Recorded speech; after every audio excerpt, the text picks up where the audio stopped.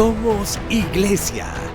La Iglesia es el nuevo pueblo de Dios, llamado a ser la luz del mundo y la sal de la tierra. En los vibrantes y vertiginosos tiempos de cambio que vivimos, los bautizados somos los testigos de la vida nueva, de justicia, de unidad y de paz que Cristo nos propone, por la fuerza de la fe luminosa, la esperanza inquebrantable y la caridad ardiente. La Iglesia Católica, cuerpo vivo de Cristo, nos señala la única opción por la verdad y nos presenta el ideal existencial más alto: Jesucristo, modelo de verdadera humanidad y camino seguro de salvación y de vida eterna. Tú eres Pedro, y sobre esta piedra edificaré mi iglesia, y el poder del mal no triunfará sobre ella. Somos Iglesia. En esta emisión de Somos Iglesia, espera las pruebas históricas y arqueológicas de la existencia de la Virgen María. Nueva película narra los últimos días de la Virgen junto a los apóstoles. El dogma de la Asunción. Un sentir de los cristianos desde los primeros siglos. Ella es mi mamá. El libro entrevista en el que el Papa explica detalles de su devoción por la Virgen. Imágenes de María con una historia milagrosa en Roma. Experto en la Virgen advierte sobre la utilización de la religión por políticos y mafias. Uno de los más famosos cuadros de la Virgen sigue en paradero desconocido. Gracias por acompañarnos a esta hora del día y compartir con nosotros hechos y noticias que son importantes dentro de la Iglesia Católica.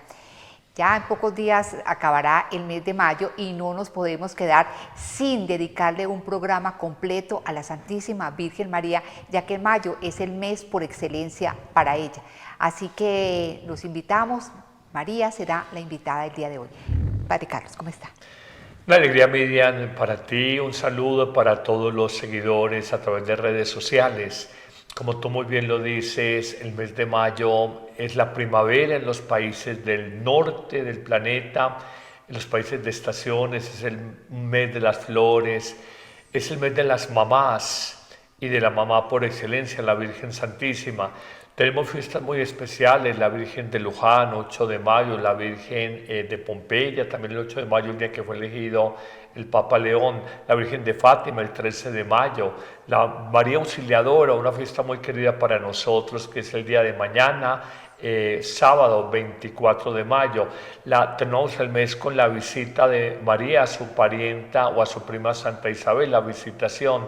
De manera que es una alegría poder compartir este espacio con un tema tan lindo y que nos distingue tanto a nosotros como católicos sobre lo que es una verdadera espiritualidad mariana. Bueno, padre, de eso hemos hablado ya en programas anteriores. Usted es un hombre mariano, ¿verdad? Pues trato de serlo, y la Virgen siempre ha dicho que los sacerdotes son sus hijos predilectos, y voy a decir algo que lo compartíamos en el programa anterior sobre el Papa León, que él se ve que es un hombre mariano visitando a la Virgen del Buen Consejo, muy querida por la comunidad de los agustinos, y es que la Virgen no permite que nos perdamos. He visto hermanos sacerdotes o teólogos que miran con cierto desdén, digamos, el amor y la devoción a la Virgen, y hace que uno pueda desviarse doctrinalmente, hace que uno pueda desviar su fe, desanimarse. La madre tiene algo que hace que la espiritualidad no sea simplemente masculina y seca, sino que hace que una espiritualidad más tierna, más humana, más delicada, y eso lo experimenta uno en la madre, y leyendo a los grandes mariólogos, San Bernardo, San Luis María Griñón de Montfort, San Alfonso María de Ligorio con su famosa obra Las Glorias de María, De manera que creo que es un programa más que merecido que vamos a hacer en homenaje a la Santísima Virgen María. Padre, escuchándolo yo pensaba que por qué hay personas que de verdad odian a la Santísima Virgen María. Yo he visto unos videos donde hay unos pastores dándole martillazos a una imagen de la Virgen María.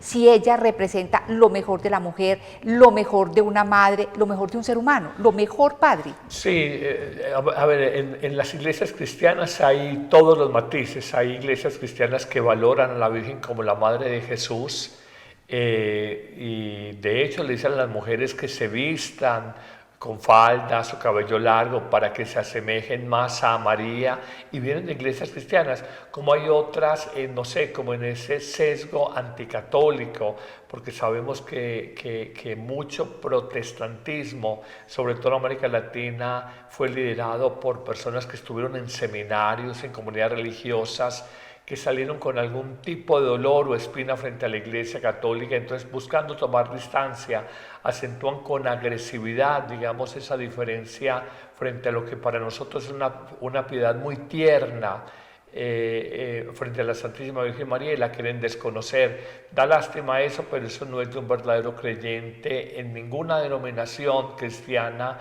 rechazar o mirar con malos ojos a la Madre de Jesús, y que para nosotros no es solamente la Madre de Jesús, sino que es nuestra Madre espiritual, y así le entregó Jesús a Juan en las Escrituras cuando le dice, ya no le dice madre, le dice mujer, he ahí a tu hijo, y dice desde esa hora el hijo la acogió en su casa, asumió una maternidad espiritual sobre Juan y sobre todos los discípulos. En 2000 años de historia, discípulos de los apóstoles, sobre todo nosotros. Bueno, la gran mayoría de nosotros los católicos creemos que la Virgen María es efectivamente el camino más rápido, más seguro, más efectivo para llegar a las manos del Señor.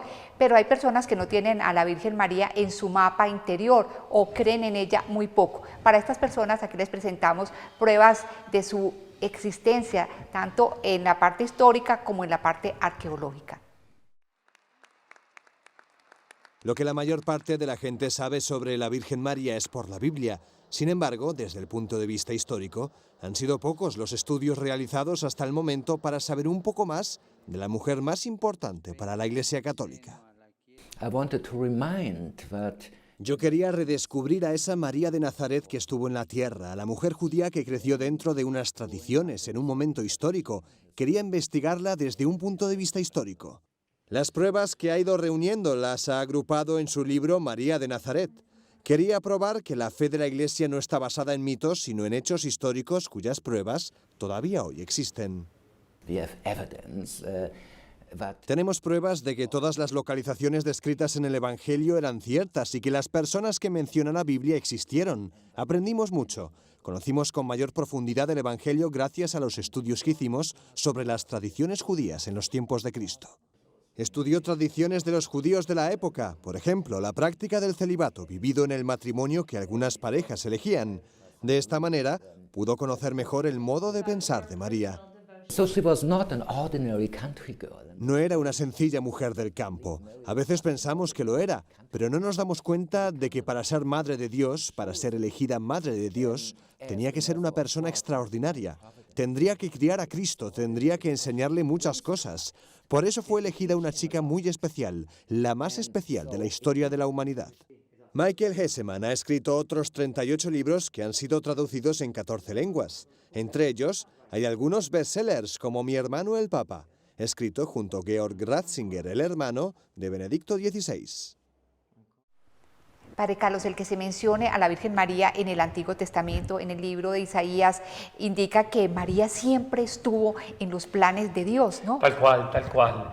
En una Mariología sana, que es el estudio sobre la Virgen María, se muestra que ella es una predestinada y que en el proyecto salvador de Dios, en lo que llama la economía salvífica, estaba esta mujer que a la manera más natural, una concepción, una gestación, un parto, un alumbramiento, traería al Hijo de Dios y sería la portadora.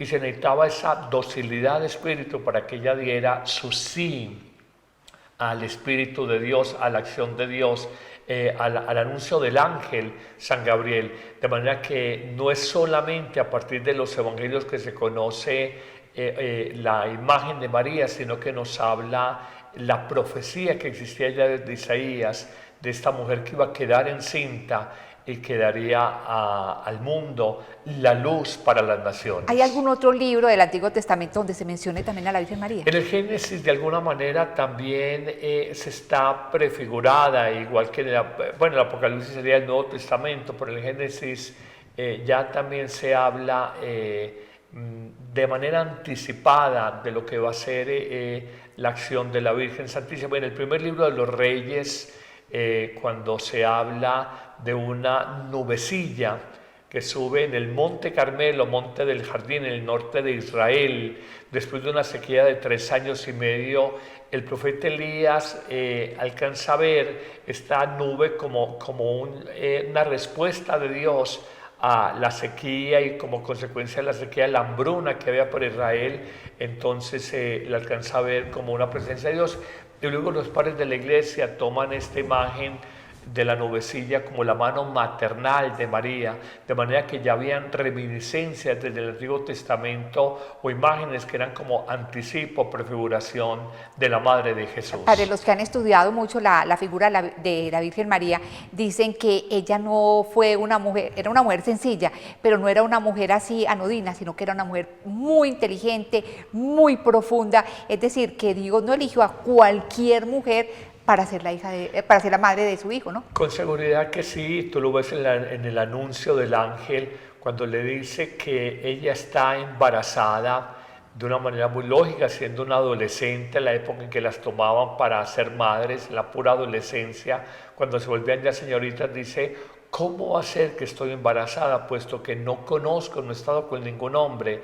De manera que es una pregunta completamente sensata e inteligente. Y retomando lo que decíamos del libro del Génesis, Eva es la primera mujer, la desobediente. María es la nueva Eva, así lo toman los padres de la iglesia, la mujer obediente y dócil. Y esa obediencia es un acto de profunda inteligencia, decirle sí al plan salvador de Dios. Esto no excluye que ella perteneciera a los pobres anahuín. Y cuando se habla de los pobres anahuín, no se habla más allá de una pobreza material, se habla de una pobreza espiritual, que es entendida como una total confianza y abandono en la voluntad de Dios. En la más pura tradición se habla de ese grupo socio-religioso, los anahuín, los pequeños de Dios, que se confían totalmente a la acción del Señor en sus vidas. Padre Carlos, hay muchas personas que ven a la Virgen María como una víctima, y entonces siempre están hablando que los dolores de la Santísima Virgen María, y ciertamente pienso yo, a mi modo de ver, Padre Carlos, usted me corrige si estoy equivocada, la Virgen tuvo dolores y nada más que ver a su hijo crucificado sin haber hecho absolutamente nada, pero las inmensas alegrías que ella tuvo superan, yo pienso, que todo ese momento de tristeza. De hecho, ella decía: dichosa me llamarán todas las generaciones, no la víctima ni la mujer triste, sino dichosa, alegre. Así, ¿o me equivoco, padre? Totalmente de acuerdo. Y una verdadera espiritualidad mariana no es una espiritualidad dolorista, sino una espiritualidad alegre.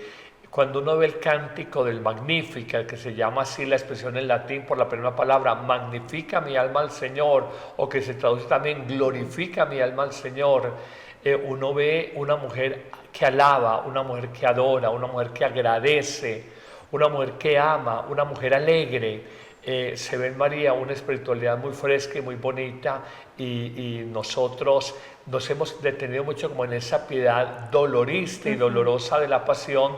Baste pensar en nuestra arquidiócesis de Medellín, hay como 5 parroquias, en Sabaneta, en La América, en Robledo, en Caicedo, en distintas partes, en Puerto Bonito, en el Poblado, la Virgen de los Dolores, la Virgen Dolorosa, o Santa María de los Dolores. Pero debe haber también muchas parroquias con el título Santa María de las Alegrías, o Nuestra Señora de los Gozos. Ajá. Porque si bien tuvo un dolor en la pasión de Jesús y en su crucifixión, tuvo muchos gozos durante la infancia. Una vida completa de gozos. La vida de familia, la vida de disfrutar, como el niño, nos dice Lucas, crecía en edad, sabiduría y gracia. Entonces, debe haber mucho. Si yo fuera potestativo mío ponerle el nombre a una parroquia, le pondría Nuestra Señora de los Gozos, o Nuestra Señora de las Alegrías, y no solamente Nuestra Señora de los Dolores. Quizás la gente se identifique mucho con esa imagen de una madre que sufre por sus hijos, y está bien, pero no nos quedemos solamente en la Virgen de los Dolores, sino también en la Virgen de las Alegrías. Así es, Padre Carlos. Y detrás de la Virgen María, Padre, hay muchos enigmas, hay muchos misterios. El mismo misterio de la muerte de la Virgen María, ¿qué se dice sobre esto? Hay dos versiones, una que muere en Jerusalén, avanzada edad. De hecho, hay un lugar donde uno va y la presenta como la dormición, la Virgen dormida, y otra que es una tradición un poco más creíble. En medio de la persecución, Juan se la llevó a Éfeso, un pueblito cerca de un puerto Kusadasi, en la actual Turquía, y allá está la famosa Casa de la Virgen, que es un lugar de una paz increíble, y donde dice que la Virgen pudo haber pasado la última etapa de su vida después de la violenta persecución que se desató a la muerte de Jesús contra los llamados seguidores del Nuevo Camino, que luego en Antioquía se le llamaría los cristianos, de manera que la Virgen se le representa más, y lo vemos con los dogmas, la asunta a los cielos, totalmente en cuerpo y alma, la incorrupta. Por eso no se muestra la Virgen como el sepulcro de María, sino la Virgen dormida, una imagen universal de la muerte, pero mirada de una manera positiva. El caso es que la Iglesia nació y creció al lado de la Virgen María y los apóstoles. Veamos cómo fueron los últimos días de la Santísima Virgen María. Después de la resurrección de Cristo, los apóstoles recibieron el Espíritu Santo y comenzaron a predicar por el mundo, aunque no sin preguntas y dudas. Él quería una iglesia construida sobre una roca, y lo que he hecho ha sido confundir a los hombres que organizan o que debaten y filosofan sobre sus palabras.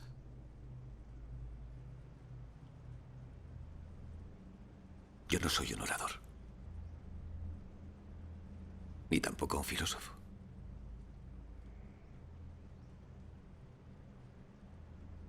Estoy convencida de que es por eso por lo que Él te ha elegido.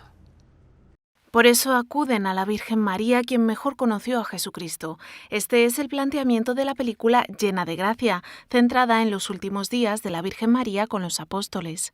Reflexiva y pausada, no es una cinta de consumo rápido. El director Andrew Hyatt propone un auténtico ejercicio de contemplación. Pedro, si Él se ha marchado es tan solo para que lo encontremos. Él lo único que quiere es que lo busquemos.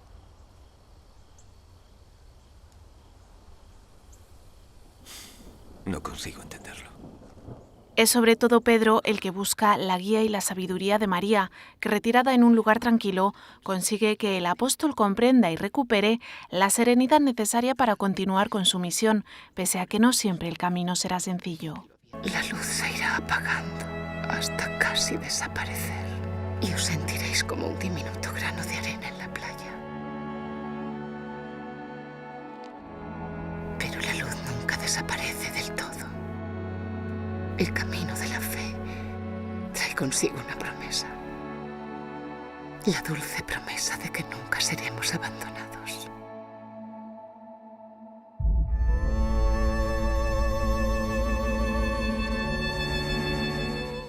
Padre, a la Virgen María se le conoce como trono de la sabiduría, ¿no? Hay muchas advocaciones, las llamadas letanías lauretanas, que están muy acuñadas desde hace siglos, la Virgen de Loreto, y uno de estos títulos es trono de la sabiduría, y en verdad es que ella llevó en su vientre la sabiduría encarnada, como decía San Luis María Griñón de Montfort.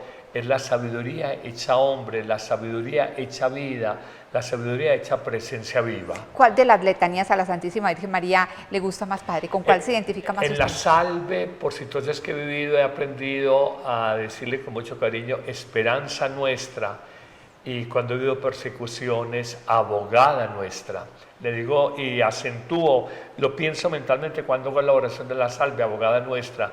Me gusta también mucho salud de los enfermos, pienso en tantas personas con quebrantos de salud en la casa, en la clínica, auxilio de los cristianos, por las persecuciones que ha vivido la Iglesia en muchas partes del mundo, donde la auxiliadora, cuya fiesta tendremos mañana, y esta tarde empezamos el retiro espiritual Poder de la Cruz, pero le celebraremos la fiesta mañana. La Virgen nos muestra como todo ese poder intercesor de la Virgen, como lo decía San Bernardo de Claraval. La Virgen, cuando va a defender a sus hijos, los verdaderos creyentes, es como un ejército en orden de batalla. Padre Carlos, una prueba de la existencia de la Santísima Virgen María es que los primeros cristianos ya creían en que la Virgen tuvo una asunción en cuerpo y alma al cielo, ¿no? Así es, y hay muchas, se habla de apariciones con Santiago en España, la Virgen del Pilar o de la Columna, y frente a los dogmas está la Asunción, que fue preservada en cuerpo y alma y asunta por los ángeles a los cielos para distinguirla o diferenciarla de la Ascensión. Y así se fueron configurando todos los dogmas. Hubo primero como un sentido de fe en el pueblo de Dios, como Madre de Dios, un primer dogma, como Virgen, un segundo dogma, como Inmaculada en su concepción, un tercer dogma, y como Asunta a los cielos, un cuarto dogma que autoritativamente la Iglesia ha definido, pero primero tuvieron como un respaldo, un reconocimiento en el pueblo sencillo de Dios.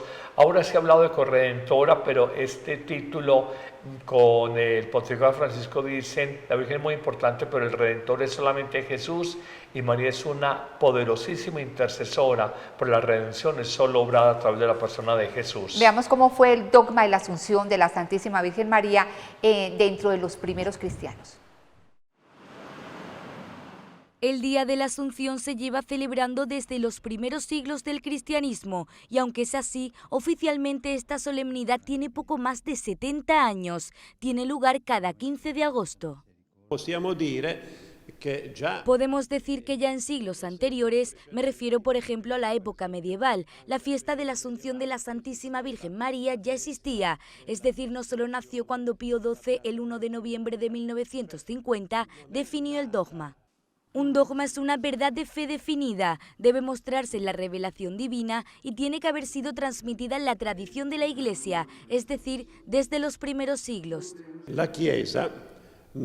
La Iglesia no crea verdades reveladas, la Iglesia es depositaria de la revelación y está al servicio de ella. El único autor de la revelación es Dios, Dios tres veces santo, como enseña la Constitución dogmática Dei Verbum del Concilio Vaticano II.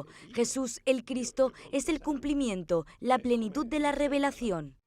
Un dogma puede ser proclamado a través de un concilio cuando el Papa se pronuncia ex cátedra. El de la Asunción de María ha sido el último dogma que la Iglesia ha anunciado, bajo el pontificado de Pío XII. En la fiesta de la Asunción de la Virgen María, contemplamos a la Madre de Dios, participando con su cuerpo y alma en la gloria del cielo. En ella vemos ya realizada la plenitud de vida a la que todos estamos llamados. Este fue el último ángelus que el Papa Benedicto dirigió a los fieles en la solemnidad de la Asunción de María. Un año más tarde, en 2013, Francisco se desplazó hasta la residencia papal de verano de Castel Gandolfo para celebrar allí la misa del 15 de agosto. Lo más importante es que la Virgen María sigue viva dentro de nosotros, dentro de la Iglesia, ¿no? Benedicto XVI, hablando de esta acta fundacional de la Iglesia que es Pentecostés, que vamos a tener en 15 días, habla que no hay Espíritu Santo, o no hay Iglesia sin Pentecostés, y no hay Pentecostés, Espíritu Santo, sin María. De hecho, llama la atención que los apóstoles quedaron muy desanimados, muy escandalizados a la muerte de Jesús, y nos dicen los textos escriturísticos que perseveraban en oración con María, la Madre de Jesús, en vida fraterna, escuchando la palabra, perseverando en oración, y con la Virgen. Son como las condiciones previas para vivir verdaderamente esta efusión del Espíritu Santo y de la vida nueva. Y nos damos cuenta que en el llamado proyecto de Dios, la función de María no es solamente la de traer a Jesús al mundo, sino la de ser modelo de vida cristiana. Los padres de la Iglesia la llaman, primero concibió a Jesús en su corazón, luego lo concibió en su vientre.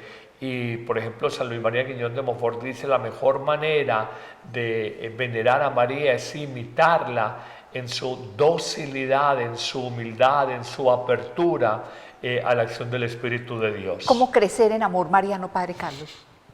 Yo creo que hay que pedirlo con humildad.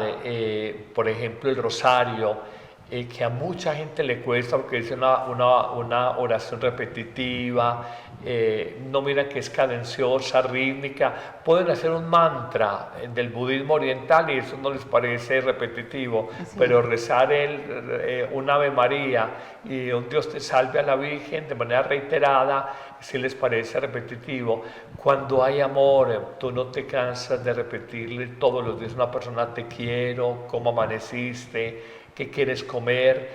La vida es una seguidilla de hábitos y el amor a la Virgen hace que nosotros de manera espontánea podamos clamarla a ella, llamarla. Y la mujer, María es mujer en ese sentido muy de feminidad.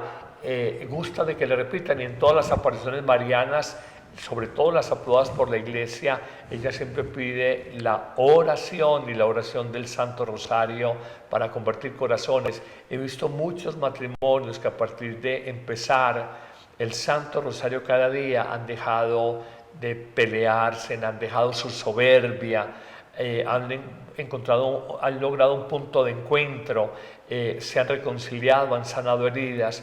Es muy sencillo. Juan Pablo II llamaba el rosario la síntesis del Evangelio o la oración del pueblo de Dios.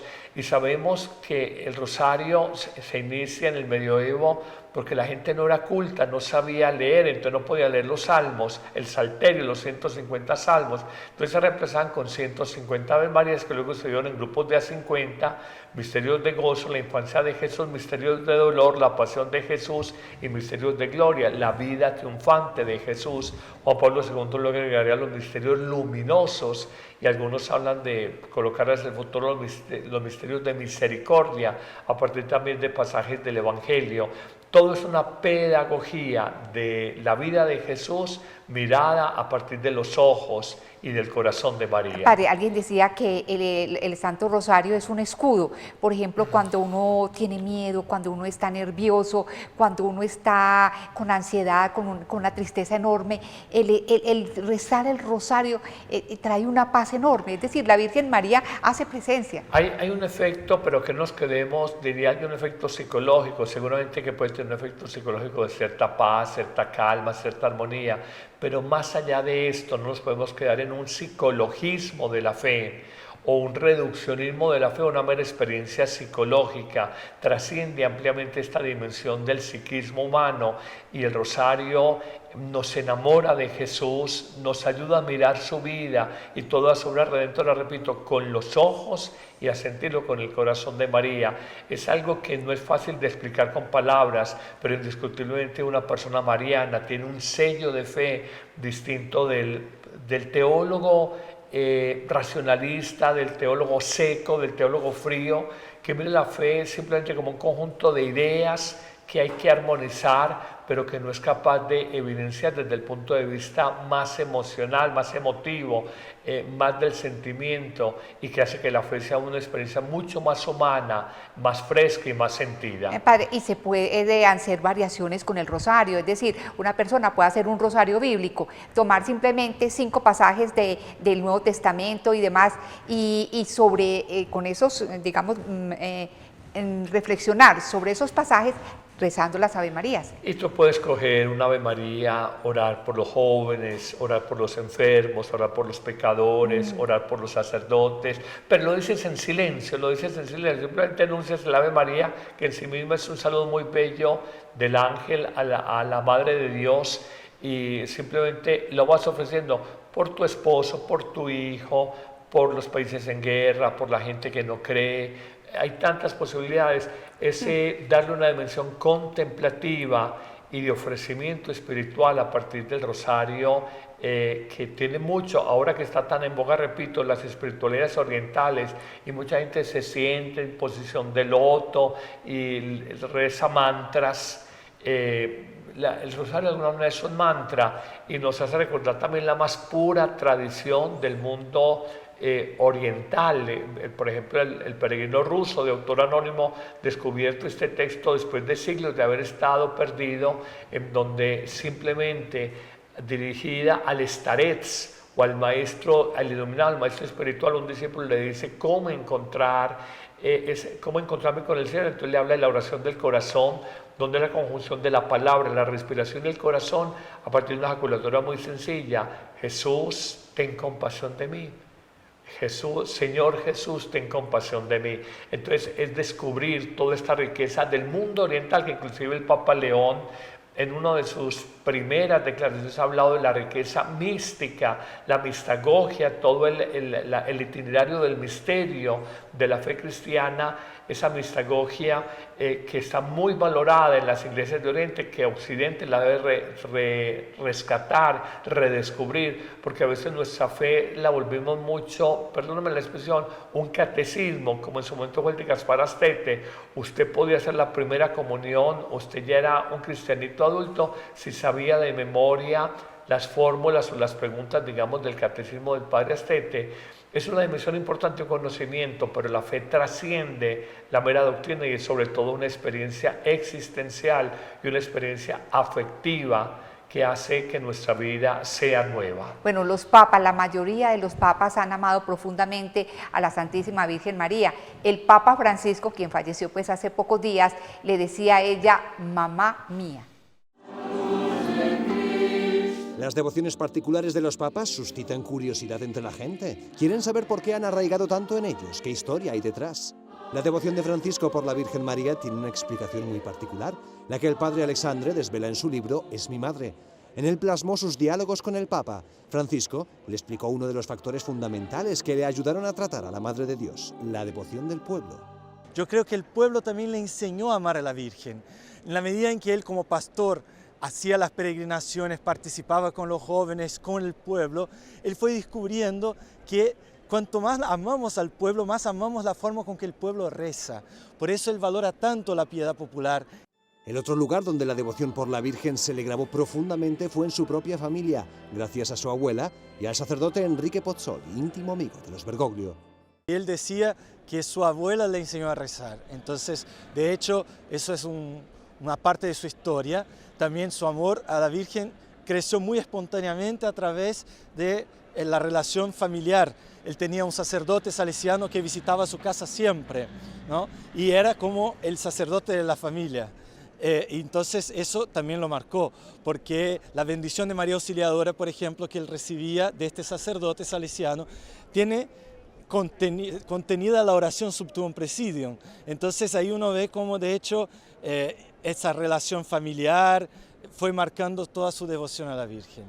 La oración de Subtuum Praesidium, bajo tu protección nos acogemos, es precisamente la oración que Francisco pidió rezar a todos los católicos de modo excepcional en el mes de octubre para que la Iglesia resista a los ataques del demonio que intenta dividirla.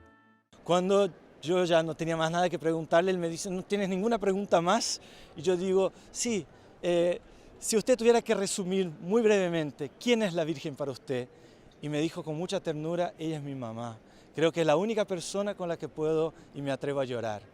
Desde el 31 de mayo de 2017, el padre Alexandre es el secretario del Dicasterio de Laicos, Familia y Vida, pero conoce al Papa desde hace años. A través de este libro procura ayudar a profundizar en un aspecto de Francisco que, por ser muy personal, ha pasado más desapercibido.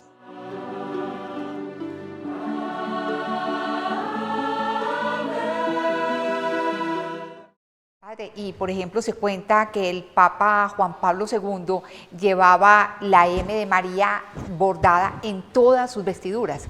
Y recordamos la famosa expresión totus tuus ergo sum. Ergo sum, soy todo tuyo, hablándole a la Virgen. Es una expresión cargada de ternura, pero sobre todo cargada de confianza y de abandono en la protección maternal. Francisco, no había viaje apostólico que no encomendara a la tierna protección de la Salus Populi Romani. Y cuando regresaba de un viaje apostólico con vida, con salud, con los frutos pastorales dados en este viaje, iba ya a la Virgen. Yo recuerdo en la Jornada Mundial de la Juventud en Río de Janeiro en 2013, allá le llevó un balón de fútbol, lo colocó a los pies de la Virgen y en el fondo es una mirada muy tierna. Recordamos también al Papa Benedicto XVI, mostró su amor por la Santísima Virgen María, Juan Pablo II por la Virgen Negra de Czestochowa, Francisco aprendió a amar la Virgen que desata nudos en Alemania, que también quiso mucho la Virgen de Luján, y la Salus Populi Romani siendo ya Papa. Esto nos muestra que María no es una más, sino que es muy importante en todo la estructura de fe de un creyente. Y se ve que el Papa actual, el Papa León XIV, ha tomado a la Virgen del Buen Consejo como su devoción especial, ¿no? Lo que pasa es que es propio de los agustinos. Aquí en Medellín la parroquia, la comunidad agustina tiene la parroquia de Nuestra Señora del Buen Consejo. Lo decía como los redentoristas tienen el retablo bellísimo de la Virgen del Perpetuo Socorro, que en lo personal quiero mucho. Los salesianos tienen la Virgen María Auxiliadora, cuya fiesta será mañana. Y los carmelitas tienen a Señora la Virgen del Carmen. Entonces, la Madre de Dios sabe insertarse en todas las culturas, en todas las razas. En África es una Virgen morena. En China tiene rasgos asiáticos, ojos rasgados. Entonces es la manera como aproximamos a Dios, esa presencia femenina, maternal y tierna, a la que nosotros no vemos simplemente como una idea, como un concepto, sino como una experiencia profunda. Y esa experiencia muy linda de Francisco es mamá, eso es verdad, es la madre de Jesús, pero es también nuestra madre, el orden de la gracia. No sé si recuerdas con la medalla milagrosa que le pide Catalina Labouré, que seas mi madre, y que tiernamente coloca sus codos, nos dicen los relatos de las apariciones allá en París, en el convento de las Hermanas de la Caridad, que coloca las manitos y los coditos en las piernas de la Santísima Virgen María. Carlos, es muy importante mirar que en Roma, por ejemplo, hay una cantidad de imágenes y cada una de esas imágenes tiene historias bien interesantes. Veamos esta nota. Estas pequeñas estatuas e iconos de María se pueden encontrar escondidas en callejones, esquinas y pasadizos remotos en Roma. Hay una maravillosa tradición en Roma llamada la Madonnelle, que son estas imágenes, generalmente, de la Santísima Virgen. Y así, son pequeñas formas de llevar literalmente a la Santísima Virgen a las calles y a la vida cotidiana de los romanos. La doctora Elizabeth Leff asegura que su origen se remonta a los antepasados etruscos romanos. Colocaban pequeñas estatuas de sus dioses en lugares altos para venerarlos. A menudo se colocaban en las esquinas de las calles para ofrecer protección a los viajeros. Con el cristianismo, estos otros dioses pronto fueron sustituidos por imágenes de María. Es una evolución de algo que antes era una protección sin nombre ni rostro ante un miedo, que se transforma en el símbolo de una mano que nos guía, que formamos parte de un plan en el que hay alguien que vela por nosotros. Así que nos muestra una especie de crecimiento, en cierta madurez, sobre cómo afrontar las incertidumbres en el camino de nuestras vidas, poniéndolas en manos de alguien a quien comprendemos y quien sabemos que nos comprende, como la Madonna.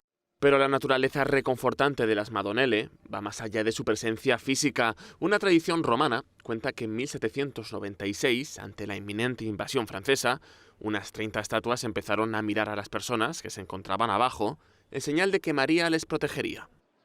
En el siglo XVIII había unas 2.600 Madonnelle en las calles de Roma. Aunque hoy solo quedan 500, la doctora Leff afirma que siguen siendo importantes. Algunas de ellas tienen una pequeña inscripción debajo que dice: ¿por qué no rezas un Ave María? No te olvides de saludar a María, Ave María, di un pequeño Ave a María. Así que tienen una función hoy en día, sí que tienen relevancia hoy en día, pero creo que esta es una época en la que estamos tan ocupados caminando por la calle, mirando nuestras pantallas, que miramos hacia arriba en busca de orientación. Buscamos orientación aquí, pero dejamos de buscarla allí. Puede que el número de Madonnelle de Roma esté disminuyendo, pero si nos guiamos por las flores y las velas que la gente deja con ellas, es posible que haya más gente de la que pensamos buscando orientación. Padre, y en nuestro medio nos damos cuenta que no hay vía, no hay camino, no hay municipio, no hay vereda, donde no haya un altarcito para la Virgen María, un nichito, ¿no? En América Latina hay canciones bellísimas que hacen homenaje a cada una de las advocaciones desde Luján en Argentina, pasando por Chiquinquirá en Colombia, subiendo a la Virgen de la Caridad del Cobre en Cuba, llegando a la Virgen de Guadalupe en México. En nuestra América Latina hay una inmensa devoción a la Santísima Virgen María. Ver en Venezuela lo que es la Virgen de Coromoto, darnos cuenta de la maternidad y uno sentir su presencia y su acompañamiento maternal. Casi podemos decir, cada uno de nosotros tiene historias de vida de manera muy personal de cómo la Virgen nos ha auxiliado, nos ha acompañado, nos ha guiado, nos ha protegido, nos ha preservado, nos ha levantado, no ha permitido que nos perdamos en esos senderos oscuros a veces del mundo y nos ha hecho sus hijos muy queridos y sentir el amor maternal. Y siempre esa enseñanza, el protagonismo no es para ella, que nos recuerda las bodas de Caná de Galilea, hacer lo que Él os diga. Ella siempre la dócil, la obediente, la dispuesta a hacer la voluntad de Dios en su vida. Y se ha aparecido en muchas partes del mundo, apariciones muchas que han sido avaladas por la Iglesia Católica y siempre está dando como ese campanazo de que volver a los brazos del Señor, que hay que recuperar la fe y demás, ¿no? En tiempos de crisis, cuando vemos Fátima, era todo el fragor de la Primera Guerra Mundial, invitar a la conversión y decir, si no hay conversión habrá una Segunda Guerra Mundial. No escucharon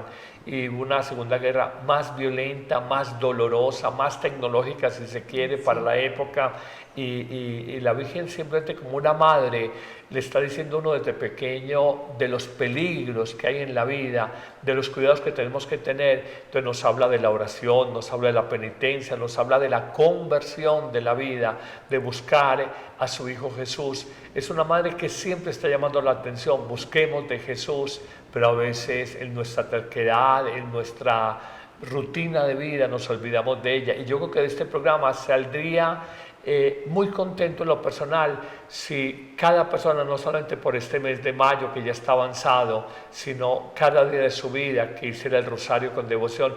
Puede que al principio te cueste, pero aprende a mirar y a meditar cada misterio del rosario con el corazón y los ojos de María, y vas a irte enamorando de Jesús, como tú lo decías muy bien recordando a Soledad María Griñón de Montfort. Y es el camino más rápido, más corto, más directo, más fácil para llegar a Jesús. Jesús vino al mundo a través de una mujer, decía San Luis María Griñón de Montfort, y Jesús quiere que nosotros vayamos a Él a través de esa mujer. Padre, el rosario desconectado de la contemplación se vuelve palabrería, por eso muchas personas se les vuelve rutina aburridora, pero si uno empieza a contemplar, si uno empieza a ponerse en situación, es decir, ¿qué haría María en ese momento? ¿En qué estaría? O el Señor o lo que sea, de verdad que se vuelve algo muy agradable. Pero es todo, el rosario puede ser rezado y simplemente es un ejercicio mecánico y de cumplimiento, o puede ser orado. La Eucaristía puede ser rezada y tú vas simplemente por cumplimiento, puede ser orada. La palabra de Dios puede ser rezada o puede ser orada. Tu visita al Santísimo puede ser rezada, puede ser orada, puede ser contemplada. Es una invitación a dar un salto cualitativo de madurar la fe, porque a veces nos quedamos en materia de fe con el vestido de primera comunión. Tenemos 50 años, pero nos quedamos como niños de primera comunión de 8 años en materia de fe. Inclusive uno lo ve la gente cuando se confiesa. Y aquí María nos ayuda a madurar la fe y eso, a descubrir esas entrelíneas. Jesús, ¿por qué hizo esto? Jesús, ¿cómo respondió de esta manera? Jesús, ¿cómo asumió esta situación? Y eso nos lleva a mirar de una manera más contemplativa, más profunda nuestra fe, y no hacerla simplemente por tradición, sino por convicción. Bueno, lástima que la Virgen María es utilizada por políticos y también por mafias. Stefano Cecchin es uno de los mayores expertos sobre la Virgen y el presidente de la Pontificia Academia Mariana Internacional. Le preocupa el crecimiento en Internet de mensajes que atribuyen a Dios la pandemia o la guerra en Ucrania. Parecen religiosos, pero no lo son. Los mariólogos estamos muy preocupados por un fenómeno mundial que está creciendo, las pseudoapariciones. Muchos supuestos mensajes que, como estamos viendo, la mayoría de las veces son negativos. Son mensajes que generan miedo y terror, y esta no es la imagen de Dios que Jesús nos enseñó.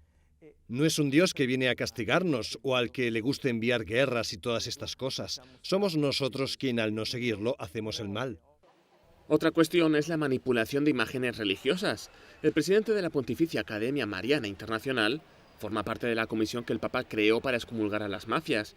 Dice que a menudo se apropian de símbolos religiosos para proteger sus negocios turbios. También opina que algunos países utilizan la religión para legitimar sus guerras. Crear un clima de terror es algo que hacían los nazis y todas las dictaduras para tener al pueblo esclavo. Nosotros no queremos para nada algo así. Este es el grande problema que estamos viendo hoy, el miedo que se está metiendo contra el Estado, contra las fuerzas del orden, contra el Papa, contra la Iglesia. ¿Para beneficiar a quién? Stefano Cecchin lamenta que haya tantos mensajes contra el Papa y que generan confusión. En respuesta, la Pontificia Academia Mariana Internacional pone a disposición de todos los que quieran la formación necesaria para no caer en estas trampas. Padre Carlos, ¿qué opina usted de las imágenes de la Virgen María que supuestamente lloran, incluso sangre? Bueno, sé que hay imágenes muy populares. En esto guardo un prudente silencio. Yo creo que la Iglesia hace discernimiento. La Iglesia frente a apariciones marianas tiene 3 juicios. Sí tiene un origen sobrenatural, se aprueba. No tiene un origen sobrenatural, no se aprueba una aparición. O, tercer juicio, se sigue estudiando esa aparición. Es un poco lo que se ha hecho con Medjugorje. A algunos les cuesta entender dentro de la autoridad eclesiástica que la Virgen sigue enviando mensajes a estos videntes allá en Medjugorje, pero también reconocen tantas conversiones profundas de gente muy dañada en su historia, en su vida personal, que se han obrado. Entonces también reconocemos la famosa expresión evangélica: por sus frutos los conoceréis. Y lugares como Fátima, lugares como Lourdes, lugares como Guadalupe, lugares como Medjugorje, lugares como el de la Medalla Milagrosa, lugares como la Auxiliadora en Turín han generado muchas conversiones de personas que eran empedernidas, pecadoras, y estamos viendo la acción maternal de la Virgen. Que llore lágrimas, que llore sangre, digamos, dejémoslo al juicio, al discernimiento de la Iglesia. No digo ni sí ni no, simplemente digo amemos a la Virgen, y soy más partidario en lo personal, por estilo, de esa presentación de la Virgen de una manera serena, tranquila, de pronto sin tanto dramatismo. Hay algunas apariciones, por ejemplo la de Garabandal, que fue cuestionada porque se expresaba en forma muy dolorosa y muy dura, a veces frente a la Iglesia, frente a los ministros de la Iglesia. Entonces el mismo juicio autoritativo de la Iglesia dijo: la Madre de Dios no se va a expresar así de sus hijos consagrados, y fueron los motivos fuertes por los que no se aprobó apariciones, por ejemplo, como la de Garabandal. Padre, ¿y qué decirle a todas esas personas que hacen un mal uso o utilizan de manera dañina, irregular, la imagen de la Santísima Virgen María? Por ejemplo, los sicarios o personas que piensan que después de orarle a la Virgen María van a tener éxito en algún negocio o algo. En la fe hay como estadios. Un estadio muy primitivo es un estadio mágico. Entonces tomo un escapulario a la Virgen del Carmen, o tomo una medalla de la Virgen como un amuleto. Ese es un estadio muy primitivo, como los famosos tótem de los indígenas, la adoración de la Pachamama, la naturaleza, un árbol, el sol, la luna, no sé qué. Es el estadio más primitivo, digamos, de la experiencia y del fenómeno religioso. Pero cuando Jesús se nos ha revelado y es una persona concreta, ubicada históricamente, con una enseñanza puntual, con unas acciones de amor, con una Pascua, que es todo el misterio de redención a partir de su pasión y muerte y resurrección, todo el misterio de redención para la humanidad, uno aprende a tener una relación más personal, más profunda, más transformante, menos esotérica, menos mágica, menos cosificada. Esto es simplemente una religiosidad primitiva y tiene mucho deformada y ha escandalizado a mucha gente. A una famosa película, La Virgen de los Sicarios. no es la de los sicarios, son los sicarios, aquellos que matan por dinero, que tienen una interpretación como amuleto, una interpretación mágica de la figura de la Virgen María, cuando los va a acompañar, los va a proteger para matar a otro ser humano. Eso nunca lo haría la Virgen, es una total distorsión de la fe. Y otra cosa es muy importante, Padre Carlos, es que la Virgen María sabe mantener su lugar. Ella no es protagonista para nada, ella sabe que primero está el Señor, porque hay muchas personas que le dan un lugar protagónico a la Santísima Virgen María dentro de su corazón, en su vida de fe, y al Jesús lo dejan de lado, y eso es todo contrario al sentir de la Virgen María. Hay dos corrientes en la mariología, el maximalismo mariano y el minimalismo mariano. El maximalismo mariano es darle tal importancia a María que desplaza a Jesús como el centro de nuestra fe y como el gran actor de la redención humana. Y el minimalismo mariano, pues, de algunas iglesias cristianas que la desprecian o la ignoran. Se trata de darle la justa medida, pero para mí la gran tarea de la Virgen, la resumiría en 3 palabras, es madre. Y como madre, todo lo que conocemos, guía, protege, es intercesora. Me parece que es muy lindo eso, la gran intercesora, la más potente intercesora. Los mariólogos la llamaban la omnipotencia suplicante, es todopoderosa suplicando ante su Hijo Jesús. Entonces es madre, es intercesora y es guía, que nos dice por dónde movernos, cómo movernos, nos va mostrando el camino. Bueno, Padre Carlos, finalizamos el programa con un video que nos muestra un cuadro, la historia detrás de un cuadro que todos conocemos y nos parece muy hermoso, de la Santísima Virgen María. Esta Madonina representa todo lo dulce y vulnerable que hay en una joven madre. Por eso es una de las imágenes más buscadas por las mamás primerizas en tiendas de artículos religiosos. Se vende tantísimo. Se vende muchísimo y la gente la adora porque es muy hermosa. Es una virgen muy bella, un rostro muy bonito. En Italia, algunas madres dejan la imagen en la cuna de sus hijos. El azul es para los niños y el rosa para las niñas. Lo que no todos saben es la historia que hay detrás de este cuadro. No era una estampa religiosa, sino una representación de la maternidad. Su autor, Roberto Ferruzzi, conquistó con esta obra la Segunda Bienal de Venecia en 1897. En realidad, retrató a una joven humilde con su hermano pequeño en brazos. La joven mujer podría haber sido Angelina Cian, quien nunca reveló ser la inspiradora del cuadro hasta que una de sus hijas, una religiosa, lo descubrió años después. La obra original se perdió y el pueblo de Lubigliano, donde falleció el artista, está intentando recuperarla. Se trata del cuadro que, sin buscarlo, se convirtió en el que mejor representó la dulzura maternal de María. Bueno, Carlos, Padre Carlos, usted lo decía, si a partir de este programa hay un mariano más, eso sería ya una dicha para nosotros, ¿no? Se cumplió la misión y se hizo lo que tenemos que hacer, créanme. Una persona cerca de la Virgen afectivamente se hace efectivamente más cerca de Jesús. María nunca le robó el protagonismo a nadie y una verdadera espiritualidad mariana nos hace más humildes, nos hace más confiados, nos hace más dóciles, nos hace más alegres, nos hace más amorosos en la vida diaria, en la vida cotidiana.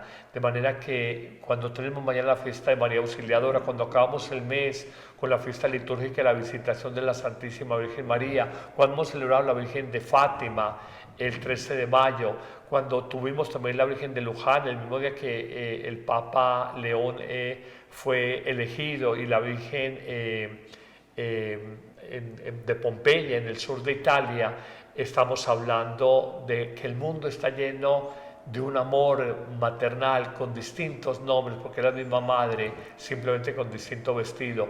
Que ella nos cuide, que ella nos acompañe, que ella siempre nos muestre el camino mejor para nuestra vida, que es el camino de su Hijo, el camino de Jesús. Y no se concibe un católico sin la Virgen María. Muchísimas gracias por habernos acompañado hoy con nosotros. Gracias a Ron Report por sus servicios, a Men Comunicaciones y a Adrián Maduro por su ayuda técnica acá en este canal. Que estén muy bien.